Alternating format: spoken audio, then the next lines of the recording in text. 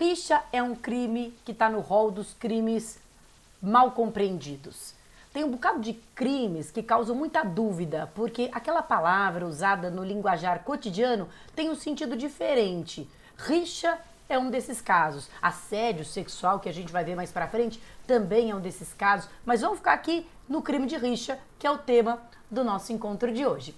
Quando a gente fala de rixa no nosso linguajar cotidiano, a gente fala que, sei lá, São Paulo tem rixa com o Rio, ou Corinthians tem rixa com São Paulo, mas o crime de rixa tem elementos próprios e não é nada disso, muito pelo contrário. Ao contrário dessa ideia coloquial que a gente tem de rixa, de duas pessoas, ou enfim, duas facções ele disputando, a rixa, ela configura um conflito generalizado em que eu não posso individualizar as agressões. A ideia da rixa, o motivo de ser da rixa foi esse.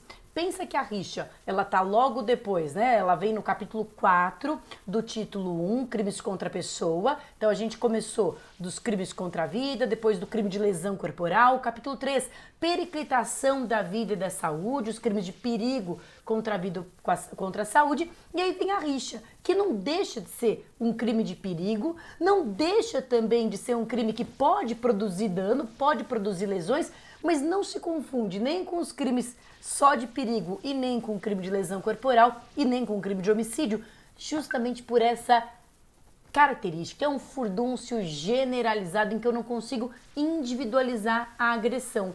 Aquela situação, daquela briga, daquele tumulto, coloca em risco as pessoas que ali estão, mas como eu não consigo individualizar as lesões, quem fez o quê, eu puno todo mundo que participou do negócio, eu puno o crime de rixa, artigo 137 do Código Penal.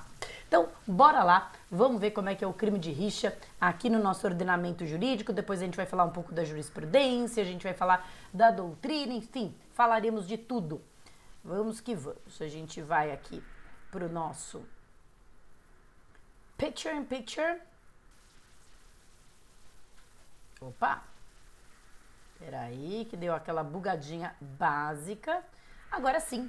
Pois bem, então o que é o crime de rixa?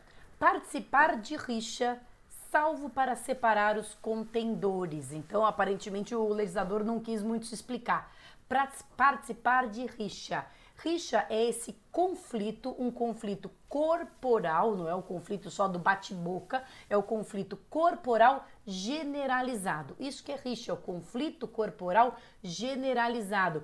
Não é preciso que haja contato físico, eu posso fazer uma rixa à distância, por exemplo, atirando coisas, né, nas outras pessoas, atirando pedras, paus, o que quer que me tenha na mão, mas o fato é que não é apenas um entrevero verbal, né, não é apenas um bate-boca. Tem que haver esse componente da agressão física e da agressão física generalizada. Para configurar essa agressão física generalizada, quantas pessoas precisam existir? Quantas pessoas precisam integrar esse conflito generalizado? Essa é a primeira pergunta que é super importante para concurso público, prova de faculdade, prova da OAB, enfim.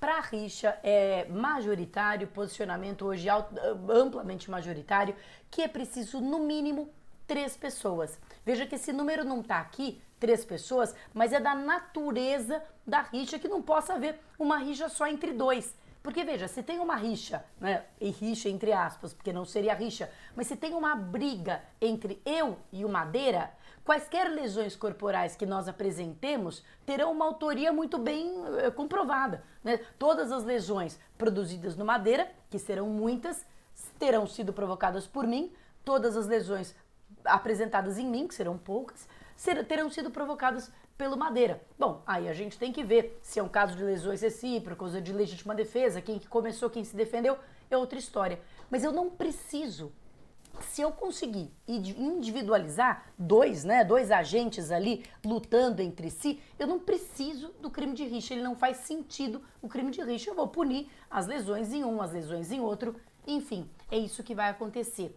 E por isso, agora eu vou falar de uma coisa que a gente precisa separar vida de concurso, vida de prova, vida da doutrina e vida real. É por isso que a doutrina entende, com razão, né, dentro de um mundo assim mais ideal, mais organizado, a doutrina entende que não haverá rixa quando eu puder identificar 2 grupos bem definidos.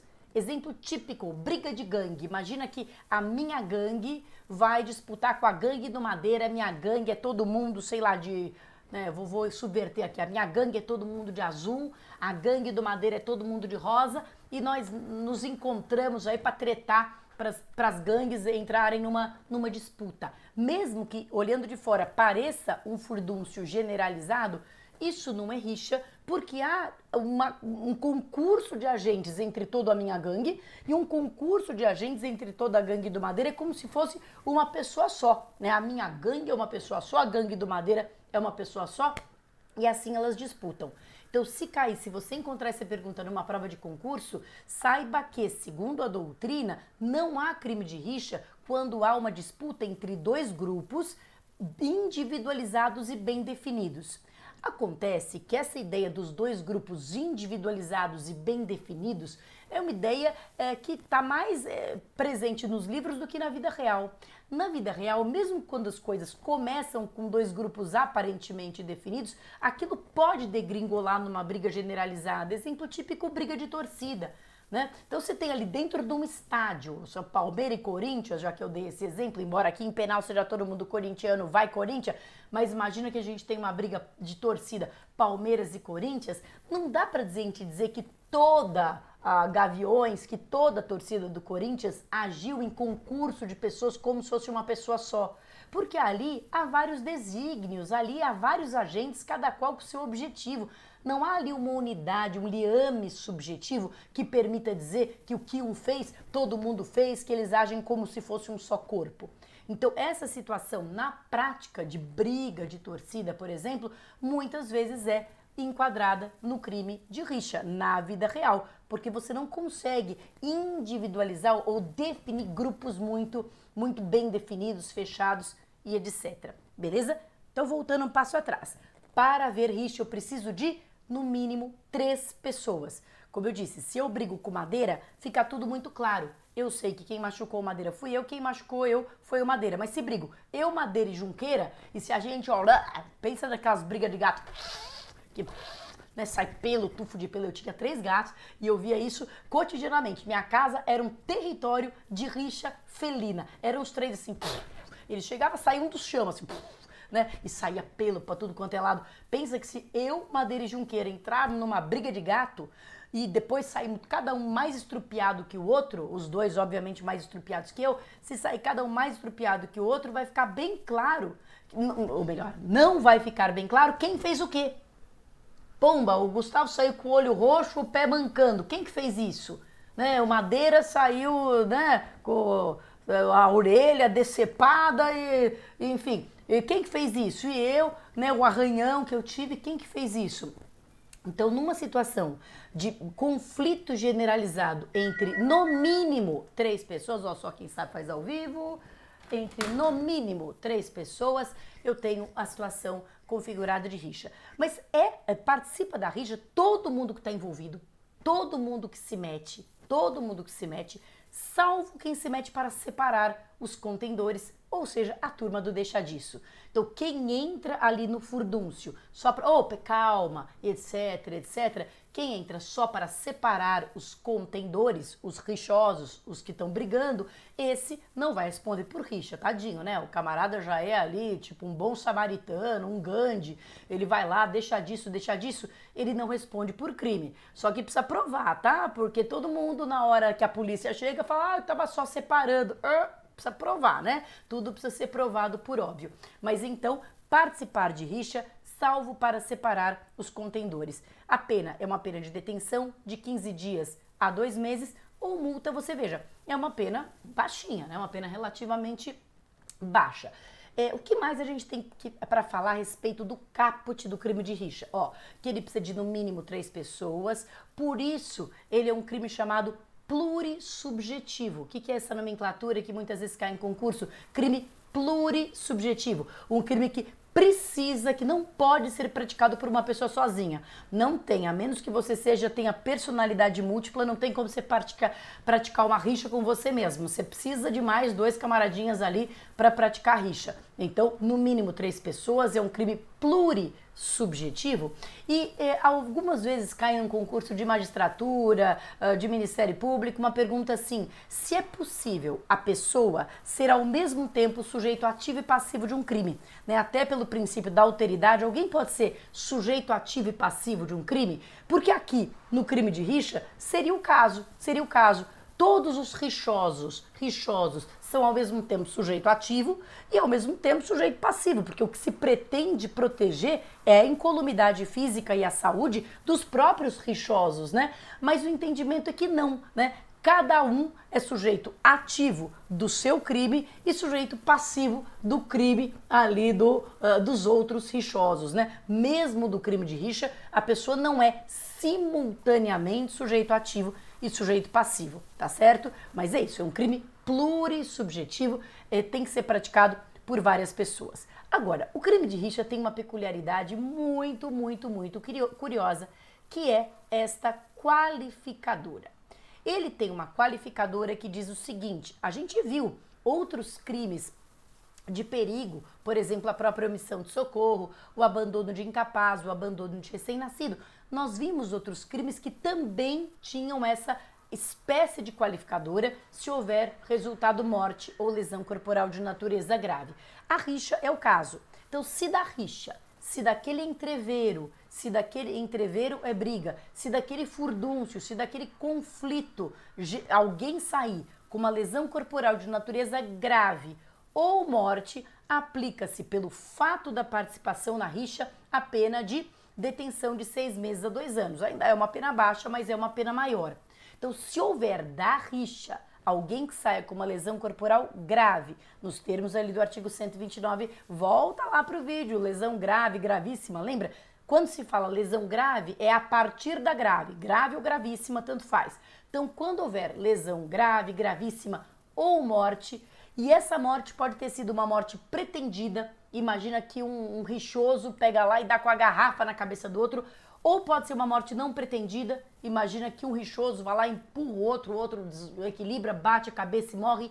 Não importa a natureza dessa lesão corporal ou dessa morte em termos do elemento subjetivo, se foi pretendida ou não pretendida, não importa. Se da rixa surgir lesão corporal de natureza grave ou morte, a rixa será qualificada. Se houver lesão leve, se os rixosos ficarem com lesão leve, a lesão leve vai ficar absorvida ali pelo crime de rixa. Mas se houver lesão grave ou morte, a rixa vai ser qualificada. Agora escuta que esse é o mais interessante.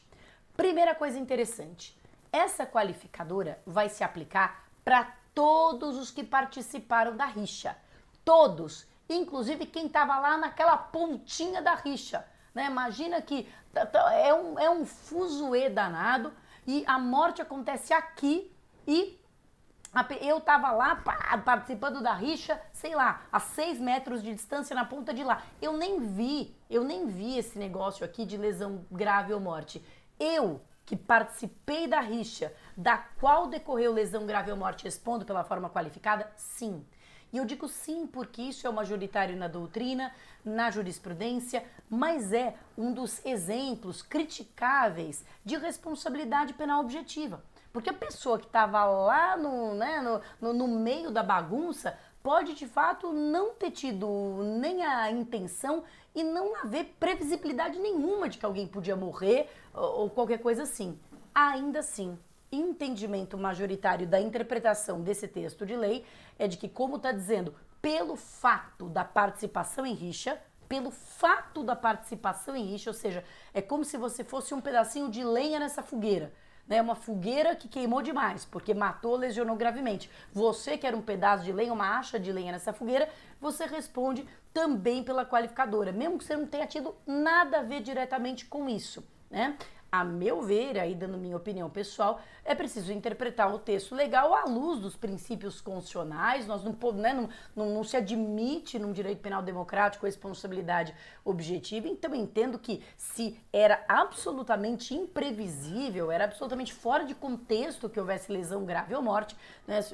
Se aquele rixoso conseguir provar que da sua perspectiva ali objetiva era imprevisível, o resultado, entendo que não deveria haver a qualificadora aplicada a ele, mas sou aqui posição minoritária, enfim, e a posição majoritária é que, pelo mero fato, é realmente responsabilidade objetiva, né? Aplica-se pelo fato da participação na rixa, pena de detenção de 6 meses a 2 anos. Então, o primeiro ponto que você tem que lembrar, essa qualificadora vai aplicar para todos os rixosos. Segundo ponto, olha que loucura, agora eu vou falar uma loucura total do meu ponto de vista, mas é também entendimento majoritário e bomba em concurso. Essa qualificadora aplica a todos, inclusive aquele que sofreu a lesão grave. Se ele morreu, obviamente a morte extinguirá a punibilidade, ele não vai ser punido. Mas inclusive aquele que sofreu a lesão grave. Então, meus amigos, imagina que eu, Gustavo Madeira, brigando e de repente eu não sei qual dos dois fura o meu olho. E eu saio de olho furado, uma lesão corporal de natureza grave pela debilidade do sentido. Eu respondo pela rixa qualificada. Né? É o entendimento majoritário, como eu disse, é muito cobrado em prova. O pensamento é que é o seguinte, eu fui uma acha de lenha ali, né? Eu fui um pedaço de madeira nessa rixa que se agravou muito, se agravou a ponto de alguém sair seriamente ferido. Por coincidência, esse alguém fui eu, mas poderia ser outra pessoa. Com o máximo perdão desse raciocínio, me parece que ele viola de forma muito frontal o princípio da alteridade. Eu tô punindo alguém por ter sido lesionado. Além de questões de política criminal, né? Puxa vida, é até difícil de justificar moralmente. Como é que alguém saiu com o olho furado, quer dizer, já teve de alguma forma uma pena da vida, vai ainda ter uma pena qualificada pelo seu próprio olho ter sido furado, né? Até moralmente eu acho difícil defender essa ideia, mas mesmo do ponto de vista dos princípios constitucionais, acho que é uma ideia bizarra, para dizer o mínimo, mas é entendimento majoritário que todos os rixosos, inclusive aquele que sofreu a lesão grave, a morte não, porque por motivos óbvios. E terceiro ponto, então ó, o que eu te falei, todos os rixosos respondem, mesmo quem não tem nada diretamente a ver com isso. Segundo, inclusive quem sofreu a lesão grave ou morte. E aí, terceiro ponto, esse é o ponto altamente controvertido, é o seguinte: a rixa, ela foi concebida justamente para resolver um problema da dificuldade de você individualizar as lesões, ou enfim, né, os ataques pessoais. Por isso que ela precisa dessa situação de conflito generalizado de no mínimo 3 pessoas. Mas e se for possível individualizar o autor dessa lesão ou dessa morte? Se for possível, dentro daquela briga generalizada, alguém sai morto. De repente a polícia, através das câmeras ali de segurança, consegue identificar, pomba, quem matou, quem deu a garrafada foi o Guilherme Madeira. Consegue individualizar a conduta. Como é que fica a punição do Madeira, cuja conduta foi individualizada? Para nós, para mim, para Junqueira, não muda nada. Nós vamos responder e vamos responder por rixa qualificada. Eu, que tive o olho furado ou a cabeça quebrada pelo Madeira, e o Junqueira também, que não tinha nada a ver com isso, mas estava lá no meio da bagunça, no meio do fuzuê. Mas de o Madeira? Pois é, aí existem 3 posições, né? Enfim, né? Esse é o direito.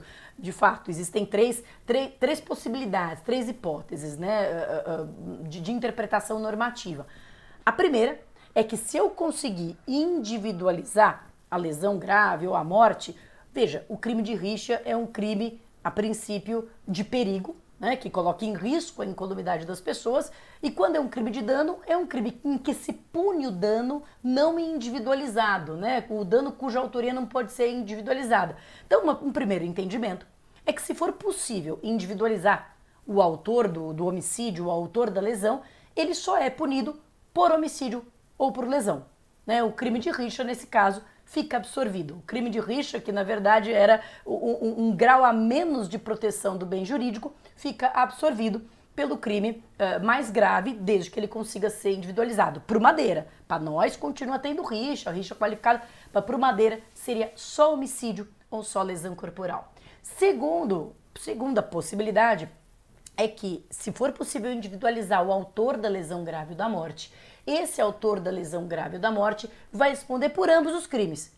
Vai responder pelo crime contra a pessoa individual ali, né? Ou seja, o crime de homicídio ou o crime de lesão corporal de natureza grave, e também pelo crime de rixa qualificada. E também pelo crime de rixa qualificada. Eu não disse que a qualificadora valia para todos? vale para todos, vale para ele também.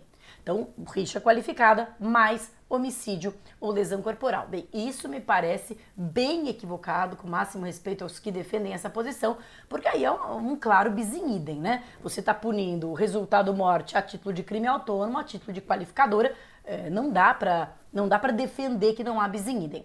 Uma terceira posição, que fica aí meio que no meio termo, né? Nem tanto ao mar, nem tanto à terra, e que é a que prevalece, é a posição segundo a qual, se não for possível identificar autor da lesão da morte, todo mundo rixa qualificada, beleza. Se for possível identificar o autor da lesão ou da morte, o autor da lesão ou da morte vai responder por homicídio ou por lesão corporal em concurso com um crime de rixa simples. Aí eu não aplico para ele a qualificadora, né? Eu aplico o concurso com um crime de rixa simples. O crime de rixa, ele tem como bem jurídico tutelado não a incolumidade apenas daquela pessoa que foi morta ou seriamente lesionada, mas a incolumidade de todos os rixosos. Veja, não a incolumidade pública, que era um crime contra a incolumidade pública, mas a incolumidade de todos os rixosos. Então, é um bem jurídico diferente, né, do que o bem jurídico de um homicídio ou de uma lesão corporal. O fato de ter havido uma morte ou uma lesão grave significa que a rixa estava feia, que o bicho estava pegando. E aí outra pessoa podia ter morrido, outra pessoa podia ter sido seriamente ferida, etc, etc. Então, essa posição defende que não há bis in idem nessa dupla punição de homicídio em concurso com o delito de rixa, mas nesse caso, duas observações, e tem um habeas corpus interessante de 2017, quem quiser anotar o número, é o habeas corpus 122875, habeas corpus 122875, relatoria do Alexandre de Moraes, famoso Alexandre de Moraes, com uma discussão bem interessante com o Marco Aurélio Melo, dá uma lida lá que eu acho que vai agregar bastante, mas nesse habeas corpus, o que acontece? O réu, ele foi denunciado, inclusive no rito do júri, por 2 delitos. Homicídio, e o homicídio era qualificado pelo motivo fútil, e por crime de rixa. A qualificadora não é sequer quisitada, né? Porque o juiz entende, a meu ver, com acerto, de que se eu estou reconhecendo crime de rixa, então eu não posso imputar a qualificadora do motivo fútil, porque, mais uma vez, haveria aí um bis in idem. Então, acaba que, contando o final da história desse habeas corpus, o que o STF reconhece é que não há bis in idem nessa hipótese, desde que se impute, de um lado, homicídio simples, sem a qualificadora do motivo, né? Porque o motivo era a participação na rixa, então ele já está contemplado pelo crime autônomo de rixa, então homicídio sem qualificadora, um homicídio simples, e a rixa também simples, sem a qualificadora do evento morte. Né? Nesse caso, o STF reconheceu que é possível essa dupla imputação sem que haja bis in idem. Isso é o que realmente prevalece, que é possível, se for identificado o autor da lesão da morte, a imputação do crime de homicídio ou lesão em concurso com o crime de rixa, mas de forma simples. Sem prejuízo da defensabilidade, eu acho, das duas outras posições, e a graça do direito é essa mesma. Deu para entender o crime de rixa, gente? Deu para mapear mais ou menos que tipo de situação é, como é que se aplica? Muito que bem. Então é isso. Bons estudos e até o próximo vídeo. Tchau, tchau.